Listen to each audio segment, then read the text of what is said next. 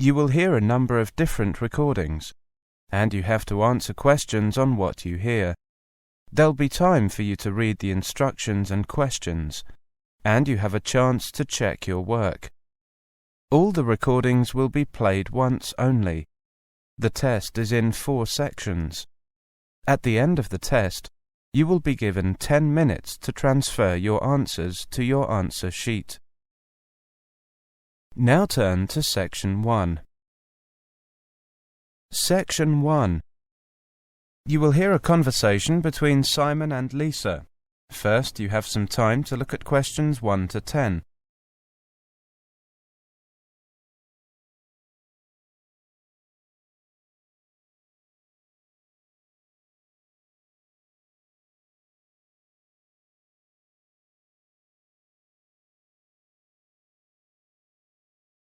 Now listen carefully and answer questions 1 to 10. Hi, Lisa. How are you? You look a little puzzled. Hi, Simon. I am. You're familiar with the campus, aren't you? I can't figure out where anything is. Well, let me give you a hand then. Which places do you need to know? First, I need to know where the library is. I haven't registered yet. All right. You know where the North Gate is, don't you? Yes, it's up that way, about 200 metres. Sorry, Lisa. I'm afraid it's in that direction, and it's about 500 metres away. Well, that begins to explain why I can't find anything. So, the South Gate. North. Then it's a little towards the West Gate. You can't miss it, because it's really big and has a large sign on it. OK, I'll take your word for it. The second place I need to find is the Sports Centre. That's in the southwest part of the campus. It's easy to see because there's the outdoor athletics stadium nearby. OK, next I need to know where Churchill Building is. That's where I have my lectures tomorrow. That's back by the library. You know the building, the McDonald building, where our department is? Yes, that's right by the East Gate, isn't it? Right. Well, the Churchill building is opposite. Well, almost opposite that. Not that small building directly opposite? No, the larger one beside it. Got it. OK, last one. Where's the cafeteria? I know it's next to the bookshop. And can you see the bookshop? Well, hang on. It's right there, here in the centre of the campus. A great central location, if you ask me. What time is the library open? It's open from 8 a.m. until 10 p.m. And the cafeteria? 8 a.m. until 7 p.m. Is that every day? Someone said that it isn't open so long at the weekends. No, it's every day. And the sports centre? Now, if I remember rightly, that opens at 7 a.m. and closes at 9 p.m. But the outdoor athletics field can only be used during daylight hours, since there's no floodlighting. You play sports, don't you, Simon? I do. I've signed up for the football team trials this coming weekend, and I was on the athletics team at school. When are the trials? I don't play football, but I enjoy watching. They're on Saturday, starting at 10 a.m.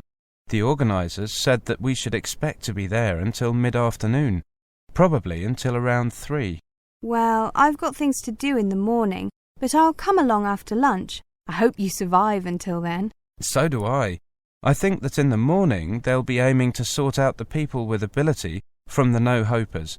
Then, in the afternoon, they'll be sorting out who's the best.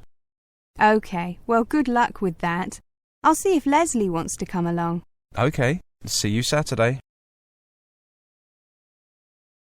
That is the end of Section 1.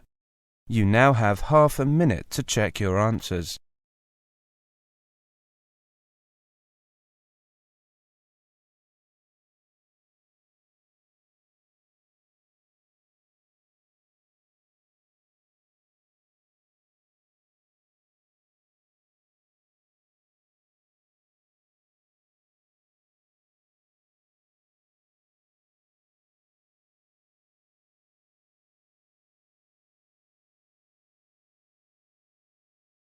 Now turn to Section 2. Section 2. You will hear a presentation on living in London. First, you have some time to look at questions 11 to 20.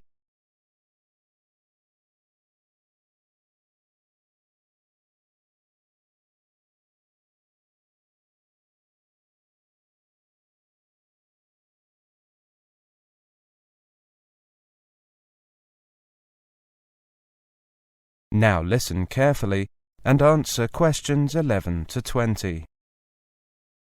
Welcome to this latest lecture on living in London. Today we're going to look at transport, and I'd like to start with the London Underground system, also called the Tube because of the shape of the tunnels. First, you need to learn your lines. There are 12 different lines, each with its own name. For example, the Piccadilly line, the Circle line. Each line is a different colour on the map of the underground system. You can find the map in the ticket hall at each underground station, and usually on the platforms as well. Sections of the map are also displayed in the carriages of the underground trains. Before you begin, it helps to know which line you are starting on and on which line your destination can be found. If they are on different lines, look at the map to see where the two lines cross, and note the name of the station where they meet. That is where you have to change trains. If the two lines do not cross, keep looking until you find a third line that crosses both of the other two. Then you will need to change trains twice. You can buy a ticket from one of the automatic machines or from the ticket office. Either way, you need to know the name of the station you are going to. You also need to know whether you want a single ticket, which is valid just to get you to your destination, or a return, which gets you there and back again. Fares are based on a zone system. The more zones you travel through, the more expensive your fare is.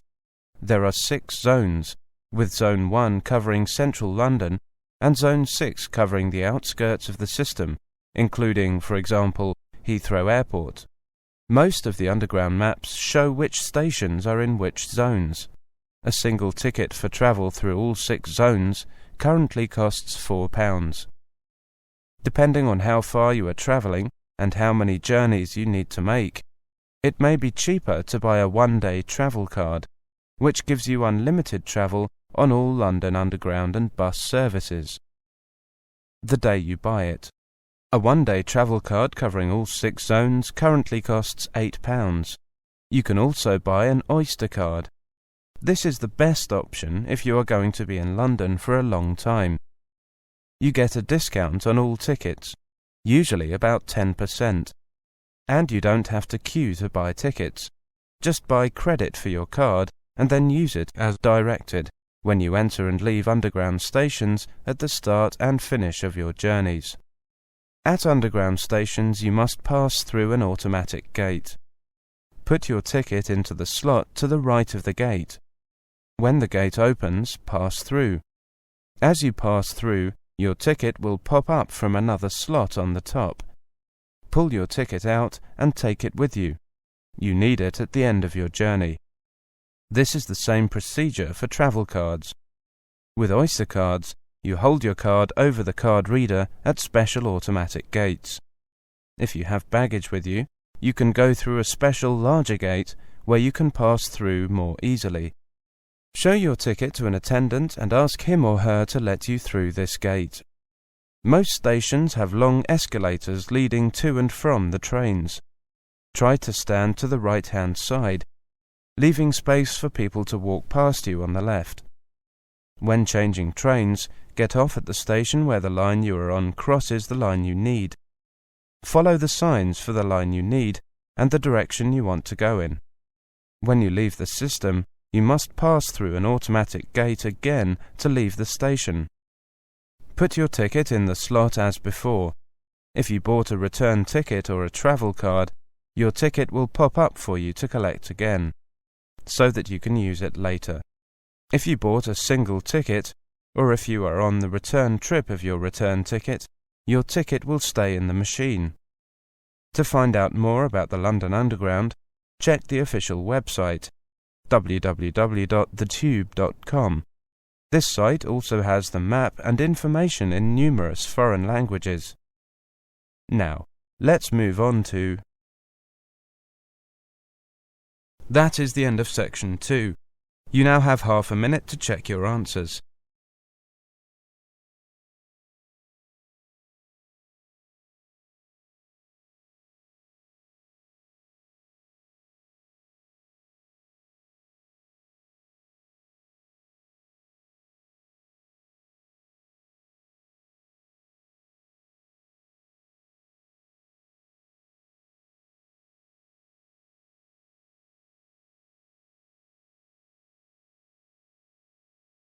Now turn to Section 3.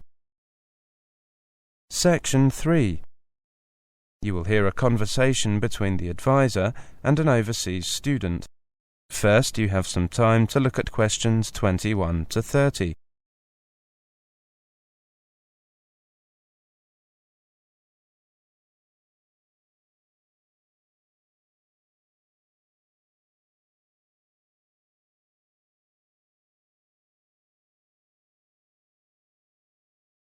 Now listen carefully and answer questions 21 to 30.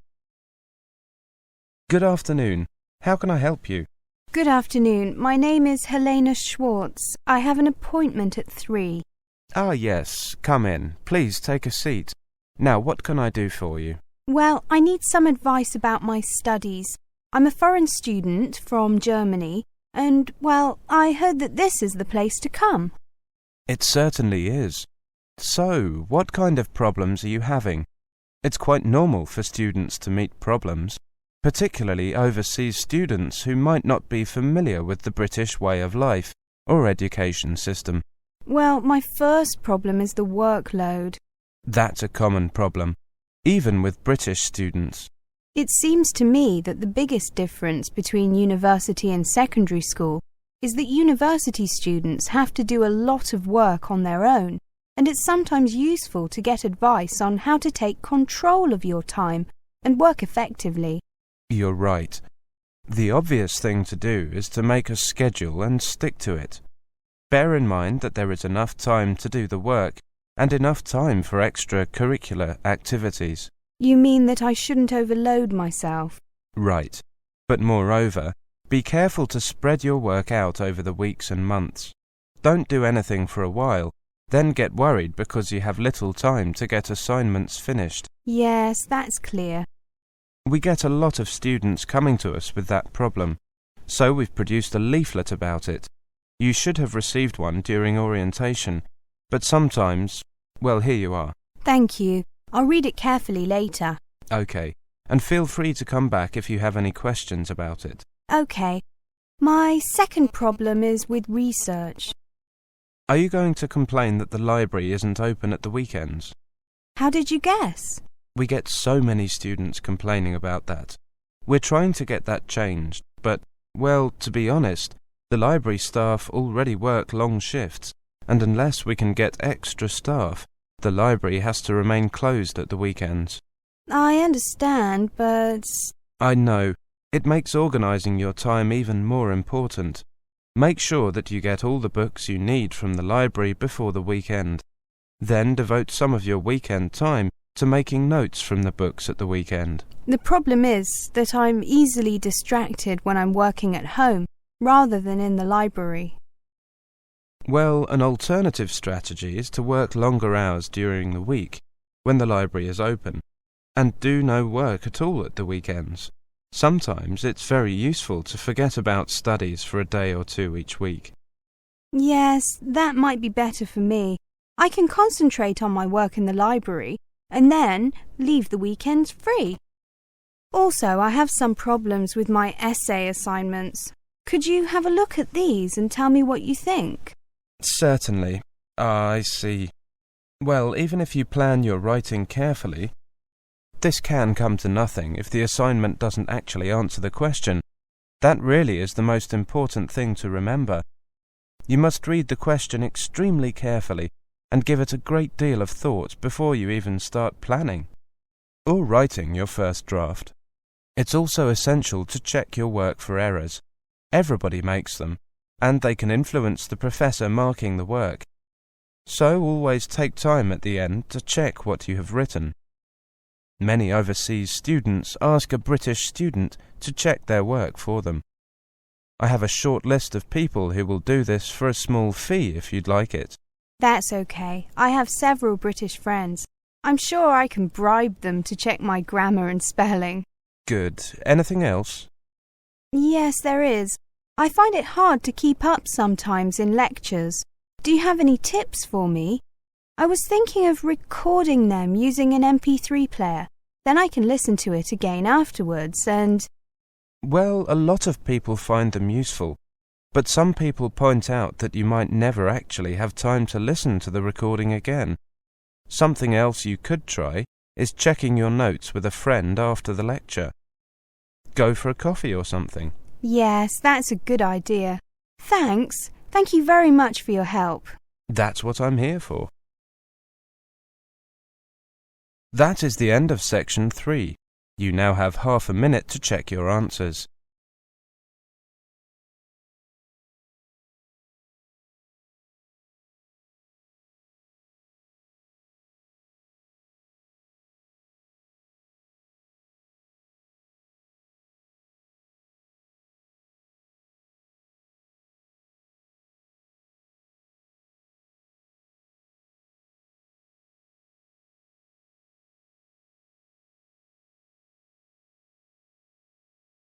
Now turn to section 4. Section 4. You will hear a monologue on the subject of volunteer work in Africa.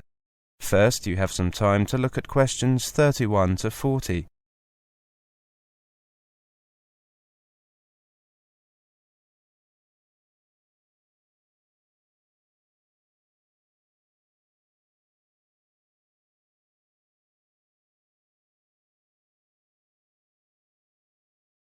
Now listen carefully and answer questions 31 to 40.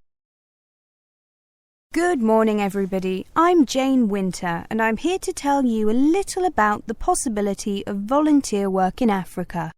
If you're looking for volunteer work in Africa, there are plenty of opportunities available. Let's look at the different types of volunteer opportunities available in Africa, what to expect when volunteering in Africa, and stories from volunteers who have worked in Africa. Volunteering means something different to almost every organisation you come across. Some agencies will cover your flight and cost of living while you are working, and some are true volunteer projects and expect you to cover all costs for the privilege of the experience. If you're looking for a more meaningful way to spend a few months in Africa than simply travelling around, volunteering is a wonderful way to spend your time. Most jobs that last less than a year or so are going to be the ones you have to pay for. Jobs that require a commitment of more than a year will often offer a basic stipend to cover some of your costs. Whether you get paid and how much you get paid will also depend on your skills and how much they're in demand. Most paid volunteer opportunities in Africa are available to those who have a university education and/or a practical skill. Engineers, doctors, nurses, environmentalists, emergency relief personnel, and teachers are among the most asked for by volunteer agencies. If an organisation doesn't require you to have specific skills, then you will usually have to pay your own expenses as a volunteer. In general, most organisations working in Africa try and recruit as many local people as possible, rather than foreigners, since the project should continue long after you have returned home.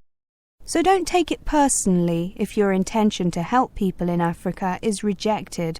It may just be that a local person is better suited to the job. What should you expect when you volunteer to work in Africa?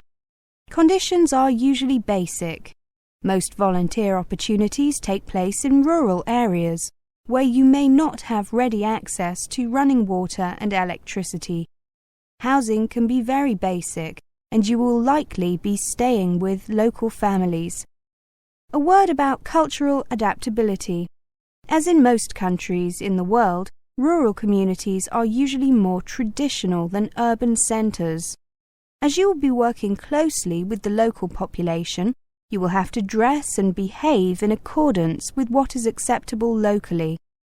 General pace of life and work is much slower than in the West. Don't expect any organisation to run efficiently and without glitches. Getting sick can be a problem. If you're spending more than just a few weeks in Africa, especially sub-Saharan Africa, your chances of getting malaria or bilharzia will also increase. Make sure you take all the medicine and precautions you need.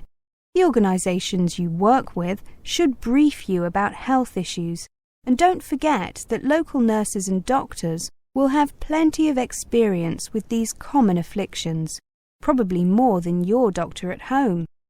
Initially, you may also have some problems getting used to different food and water. Anyone who has volunteered in Africa will probably tell you that the biggest impact their project had was not on the community but on themselves.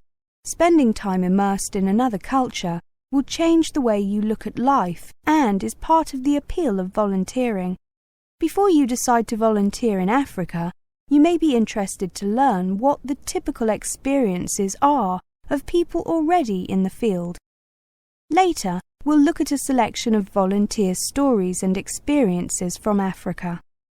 There are many volunteers and travellers who keep online diaries of their experiences. These contain some excellent tips about working, travelling, and living in Africa. Before that, just a quick word about work permits in Africa. Many people who travel around Africa may wish to stay and work. But just as in Europe or the US, every African country will require you to get an official work permit. In most cases, these laws exist to stop foreigners getting jobs that local people may be qualified for. Unemployment is bad enough throughout Africa, so don't take a job that a local person could do. Now, let's look at a few people's experiences. That is the end of section 4. You now have half a minute to check your answers.